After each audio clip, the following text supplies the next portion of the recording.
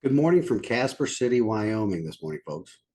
As most of you are probably aware, I was in Bowman, North Dakota last week, and the internet connection in my hotel room was slower than the dial-up internet I had in Hawaii in the 90s. I could not upload an episode last week from that location, so I'm releasing it this morning. I recently finished up with a cruise around Riverton, Wyoming, Baker, Montana, Bowman, North Dakota, and now Gillette, Wyoming for my last few days. Right now, I'm sitting in the airport waiting to catch my flight home to be with my bride and my puppy.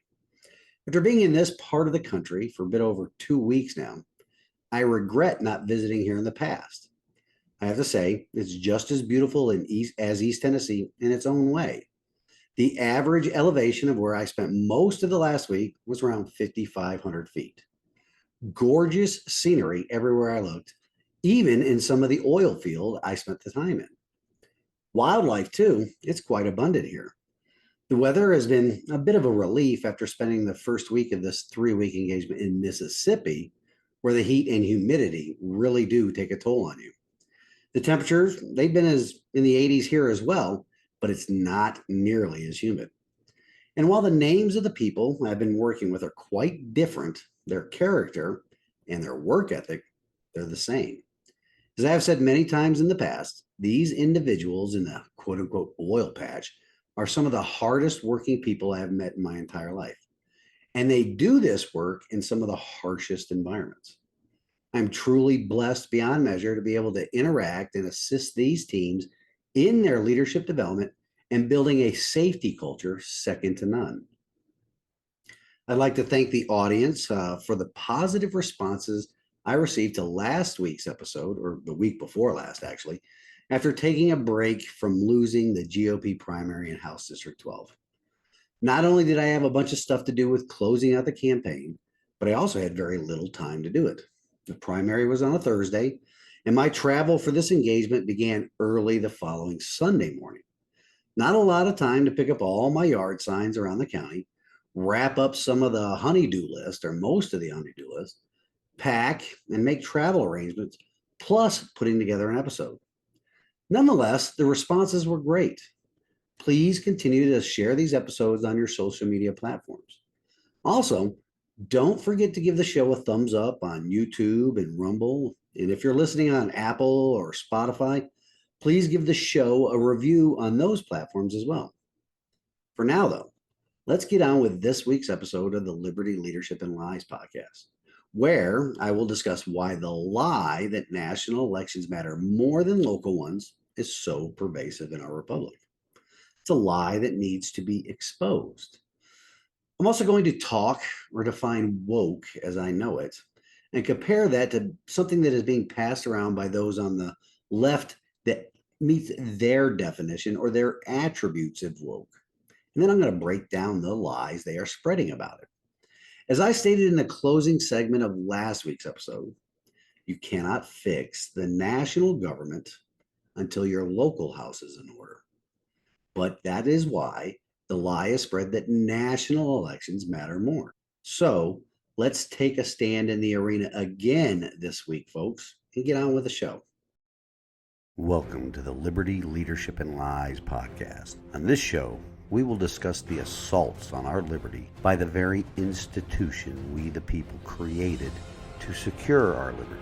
We will also compare and contrast the actions of people in leadership positions to the servant leadership that is needed to protect our God-given, constitutionally protected rights. Additionally, we will break down the many lies that elected and unelected officials in government and media spin every day in order to secure for themselves positions of power and influence that are antithetical to the system of government our founding fathers created and passed down to us. Your host on this program is Larry Linton, a 30-year veteran of the United States Navy who also runs his own leadership consulting company. He is also a candidate for the Republican Party's nomination to represent Tennessee's House District 12, which includes Gatlinburg, Pigeon Forge, Pittman Center, Wears Valley, Seymour, and parts of Sevierville, and most of Sevier County. So here is your host, Larry Linton. Okay, folks, let's get this show started. And from the outset, I just want to let you all know that this will be another quick or less than 30-minute show, possibly. But some breaking news on Friday may change that a bit. I titled this show Lies, National Elections, and More. That is based upon the fact that we are now smack in the final stages of the national election for President of the United States, coupled with the fact that most of the primary elections are completed across the nation by now. There are the odd exceptions like Delaware, Massachusetts, New Hampshire, and Rhode Island, states in the Northeast with very little electoral power. The more part of the title has to do with what many on the left are using as their definition of woke. Shout out here to my mom, who sent me something one of our relatives sent to her. For a bit of background, she recently went to a family reunion in central New York where she spent time with a lot of her cousins and such. Many of them, if not all of them, are avowed lefties. The same can be said for both sides of my family up there, those on my mother's side as well as those on my biological father's side. Now, the many cousins that I have from my stepdad's side of the family, aunts and uncles, they live in West Virginia and are most assuredly not lefties. That may be something to explore in a future episode. The effects on the environment on determining whether you are a sane person or a full-blown communist. Back to the part of the show concerning elections before we get too deep into the issue of what woke means and how that came out of the family reunion. But right now, many of you, me included, are being bombarded with television, internet, text, and mail ads for this race. On the national stage, we have the Republican Party's candidate for president, Mr. Donald Trump. He is, I believe, the candidate that best represents a slowing down of the downfall of our constitutional republic, applying the brakes, so to speak, on the runaway train to third world economic and military status. We have actual empirical evidence of the good outcomes of electing Donald Trump to the office of presidency. Data that is being memory holed by the national media and the military industrial complex players that are in our republic. Now, from the opposing demon rat, Democrat, Communist Party, it is hard to actually label that group with a name that really identifies what that party represents. So let's just stick with the party of evil, the demon rats. We could even go as far as calling the opposition party the axis of evil, because it represents more than just the rank and file voters and elected officials. It is the axis of evil because that group contains not only those who serve in the halls of government everywhere, but it is also made up of the people that hold high office in multiple major union leadership positions. It also includes the members of the bureaucratic or deep state that are employees of the national government.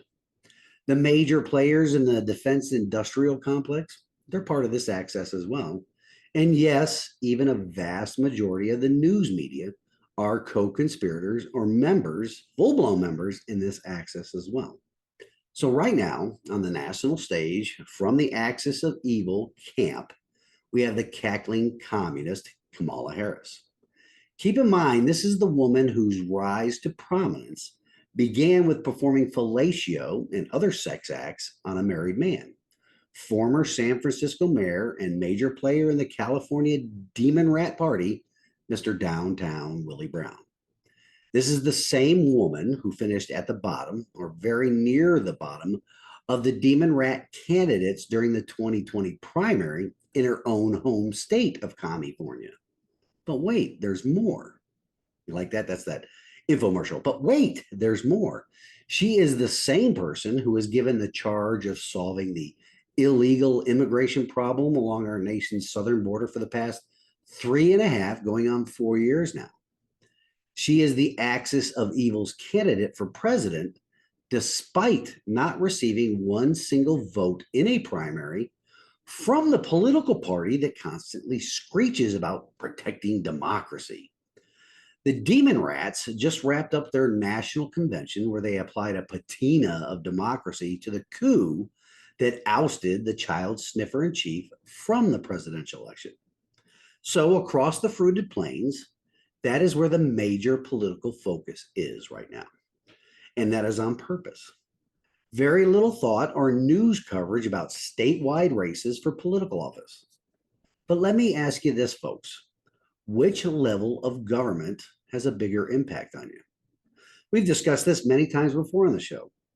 Of the three levels of government, local, state, and national, which one has a bigger impact on you? Well, scratch that. Under our constitutional representative form of government, which of those three levels of government is supposed to more directly impact you?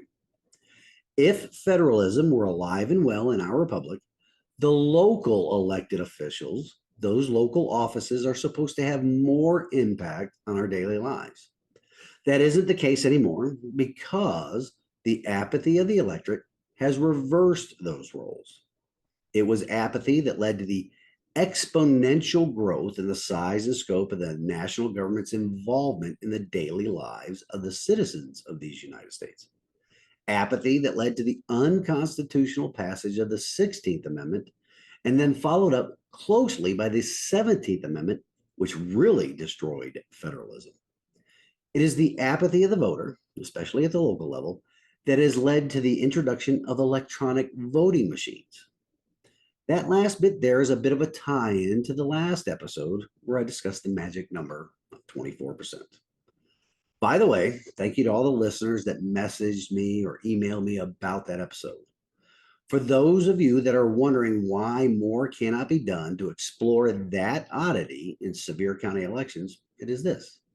Because our local level elected officials have given complete control over how elections are conducted throughout the state in order to discover if there is something nefarious or some sort of algorithm. We, the people, the voters, that are ultimately responsible for how our county government and its subsidiary, the Election Commission, we are ultimately responsible for allowing the companies that provide these electronic voting machines to deny us access to see the ballots. They can also deny the voters permission to open up the machines for inspection. In essence, because of our lack of involvement in politics at the local level, we do not, now let me repeat, we do not have the ability to verify our elections are on the up and up. If the people, and not the companies that are apathy allowed to control elections in our state and our nation, if the people had the ability to ensure our votes really did count through some sort of hand-marked paper ballots on secure watermark paper, and that they were available for inspection, I do not believe our state and our nation would be in the mess it is in right now. So to summarize the point about national elections mattering more, they only do so right now because we, the people, through our apathy, allow them to take center stage by not caring enough about our elections at the local level. Now, there are many other issues, one in which the apathy of the citizens, many other issues that have allowed this reversal of roles in elections play in our national politics. We've seen that apathy that led to the 16th and 17th Amendments. We've seen that apathy that has given control over our elections to a third party that is not accountable to the citizens. Another thing that we have seen taking place is ceding control over the election calendar and how voting takes place. We've ceded that control to the political parties.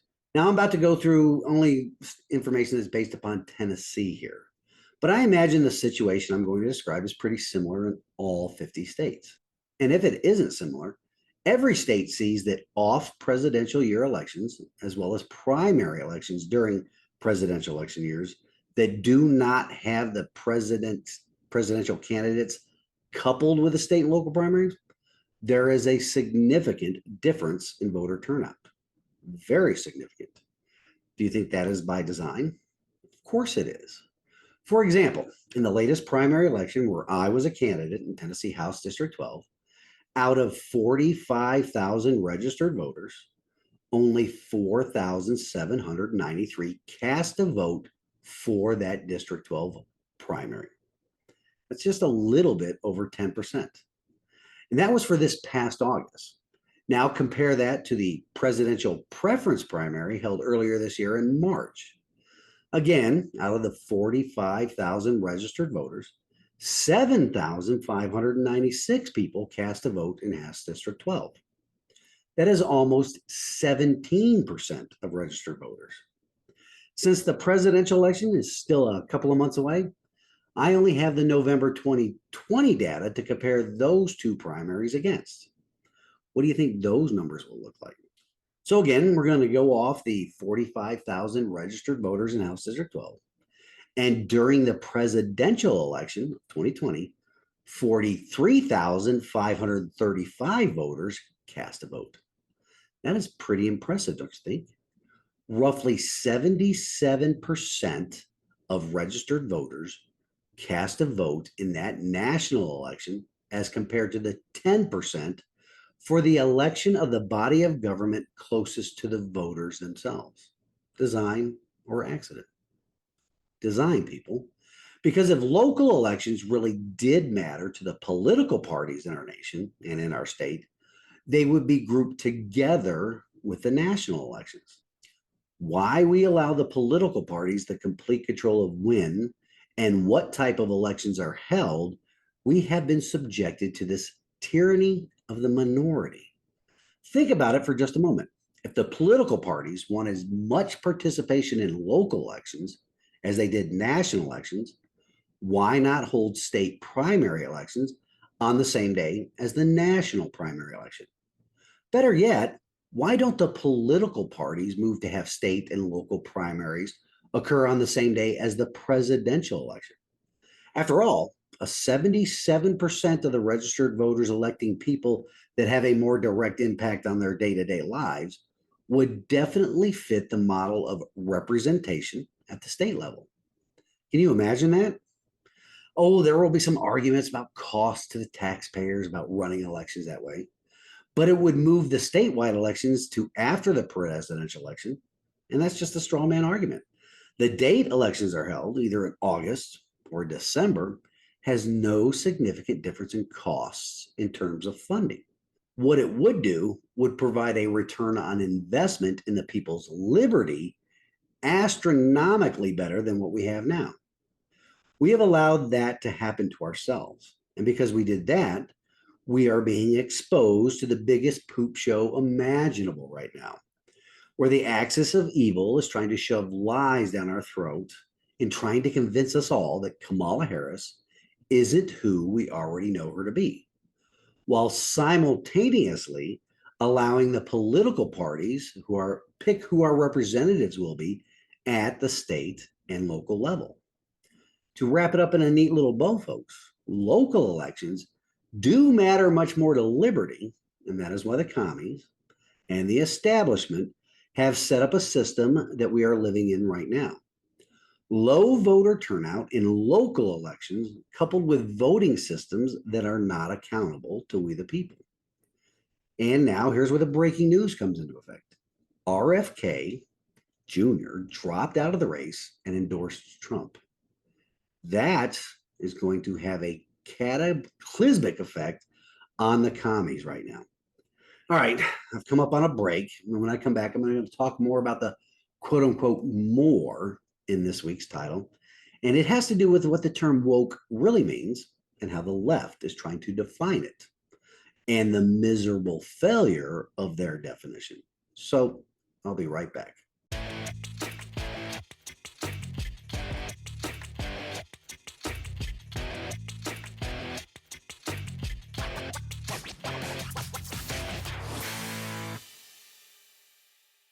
Thanks for sticking with me, folks. If the previous segment was a bit confusing, just shoot me an email and I can better explain it. It does take a bit of interaction to really get the point across.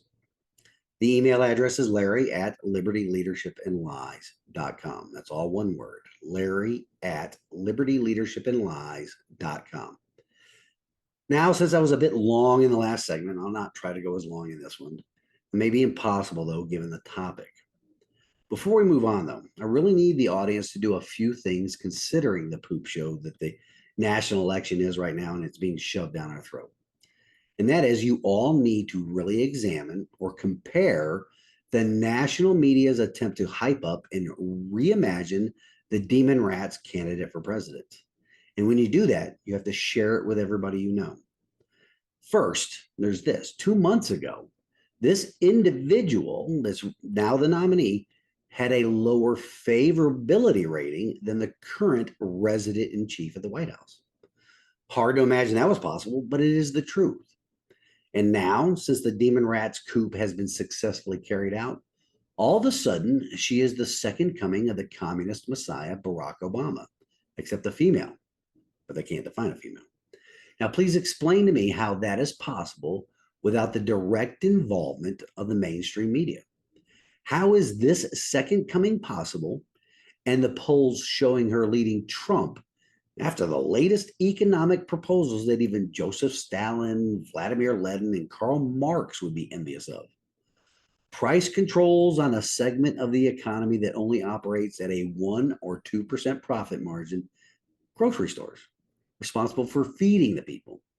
As if grocery stores all of a sudden became evil, greedy capitalists over the course of the past 3.5 years.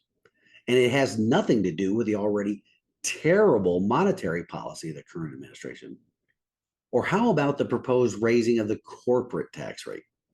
Nothing stifles economic expansion like a policy designed to punish success. And the latest gimmick where Kamala the commie wants to tax unrealized gains. That's outright theft and has been proven to be extremely bad in countries that have attempted it before. Taxing people on money they haven't even made, but on the possibility that their investments, now these investments, they include their houses and retirement accounts besides stocks, taxes on the increase in value of those items that haven't even been used. Exactly how is that good for anybody, even the wealthy commies? It's sickening the poop show the mainstream media is trying to force down our throats. But, ladies and gentlemen, we get exactly the government we deserve when we don't participate in it. And then we let the axis of evil, along with the political parties, determine our election outcomes and how those same elections are administered. It's just one of the many ways in which the political elite, the new aristocracy that I often refer to, one of the many ways they work to divide this nation. Now, for the quote unquote more part of the show. This is yet another way in which the powers that be work to divide us. These elitists, especially those that are members of the axis of evil, like to divide the people in the nation right now into two different camps: the woke and the unwoke. Never mind the fact that the woke camp is filled with hundreds, if not thousands, of other little mini camps. And each of those mini camps try to outwoke each other on a daily, if not hourly basis. I've defined the term woke on this program before. It turns out that the term woke is actually an acronym, WOKE. W stands for willingly, O stands for overlooking, K stands for known, and E stands for evil. People capable of critical thinking are well aware that when a person considers themselves woke, it means they are overlooking some sort of evil in their lives so they can provide their own meaning to life or to somehow be their own God. Anyway, as I mentioned in the intro, my mom went up to Central New York and attended a family reunion. Most of her side of the family still lives in the People's Republic of New York, which is why I think they are susceptible to the woke mind virus and turn themselves into parrots for the axis of evil.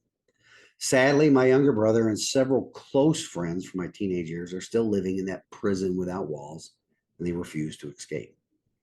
But anyway, my mother engaged in several discussions while she was up there, and of course, they sometimes resulted in talks about politics. She was definitely in the minority, but as usual, she held her ground. Eventually, though, one of her family members sent her a picture through social media that she then forwarded on to me, and we had a great laugh about it. These people on the left, or members of the woke crowd, do not, no, scratch that, they cannot see the irony in their own misguided political positions. Anyway, let me read for you what this picture had on it. It was all pastel colors as if to lighten the message. It actually had the opposite effect, but I digress. The picture stated this: 10 attributes of a woke mind. As we go through them, I'm going to break them down. So here we go. Number one, you read books and don't burn them. Somebody please show me where there have been any large book burning events around the nation. We all know there haven't been any of those, but what is this statement really about? Some on the left say Republicans, but really just conservatives, not Republicans. Conservatives want to quote unquote ban books. The left throws the burn them part in there because they want to make it out that there's some type of moral equivalency between conservatives and Nazis. Oh, hey, there's this interesting historical fact here, though, about the book burnings that did happen in Nazi Germany. If you know what type of books the Nazis or the brown shirts were burning, send me an email.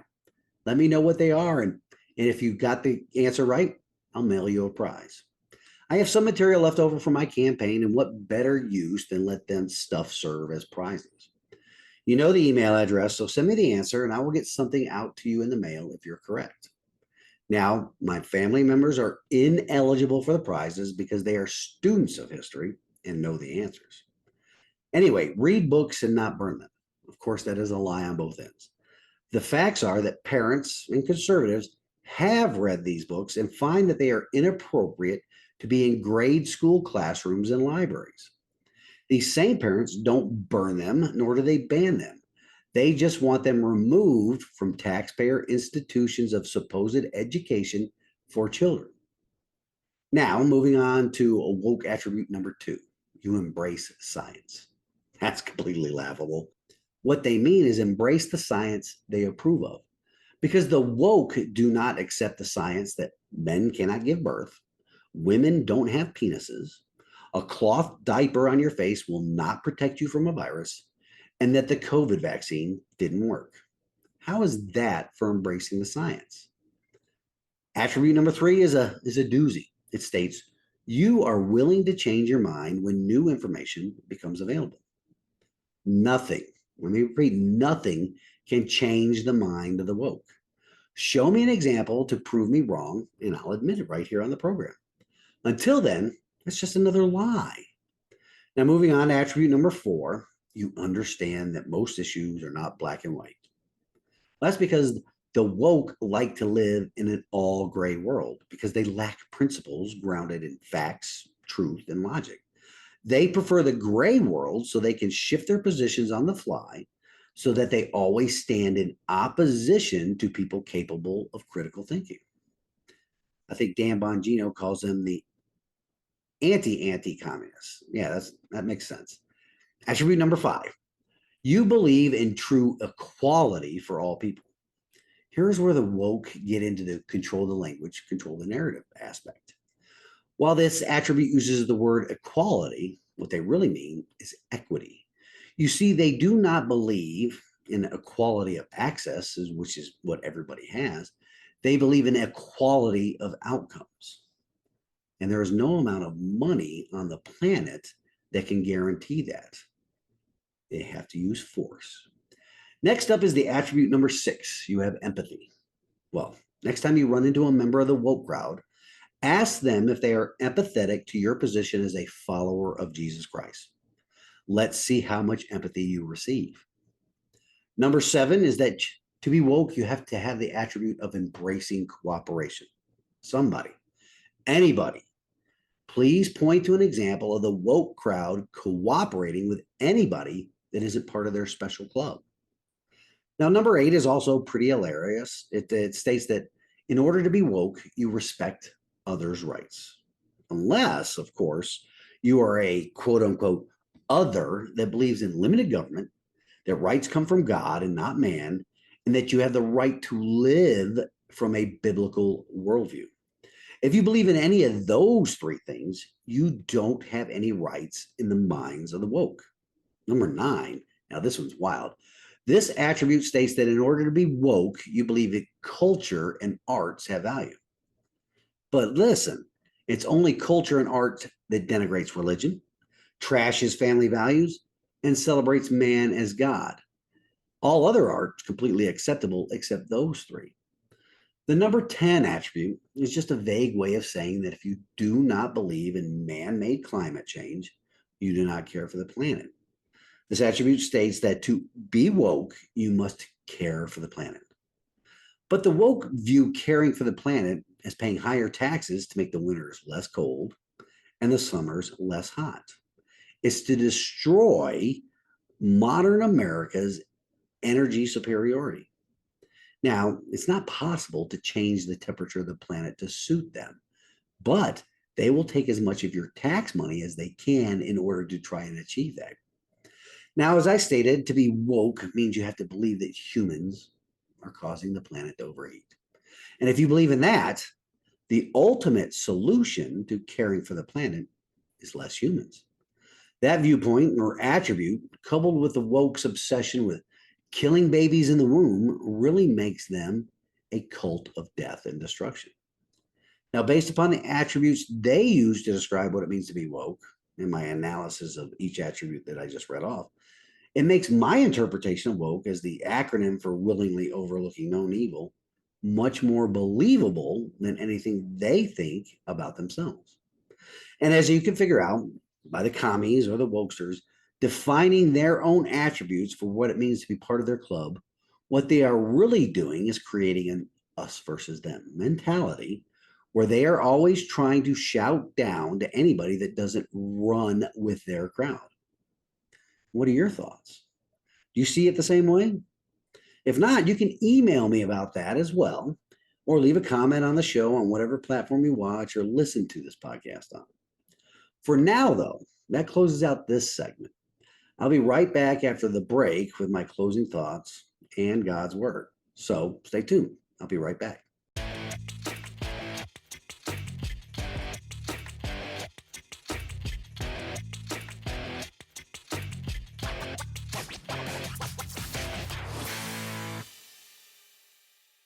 Once again, folks, thanks for tuning in this week. In the future, I will try to have a preloaded episode for the times I venture off into, well, not no man's land, but no internet land out in North Dakota, so I don't miss another week while I'm out in these client engagements. But for now, here's some wisdom from God's Word. This week, it comes to us from the Gospel of Matthew, chapter 12, verse 25. Jesus knew their thoughts and said to them, "Every kingdom divided against itself will be ruined, and every city or household divided against itself will not stand." I hope that you can see just what lengths the elites and their willing, useful idiot foot soldiers of the woke crowd will go to so they can divide the nation. Not only divide the nation, but divide us all right down to the family level. The axis of evil is dividing us through their control, albeit they are losing more and more of that control of the news media, while the woke crowd and their allies at the demon rat controlled unions are dividing households with their influence on government indoctrination centers all throughout our republic. The righteous, the critical thinking, the non-woke people of this nation are fighting a war on many fronts. Nobody can be on the bench anymore and try to ride this one out. It is time for choosing a side and not sitting on the fence any longer. Sitting on the fence will just result in the fence post slowly killing you, if you know what I mean. So until next week, stand in the arena with me. Reveille, it's time to wake up.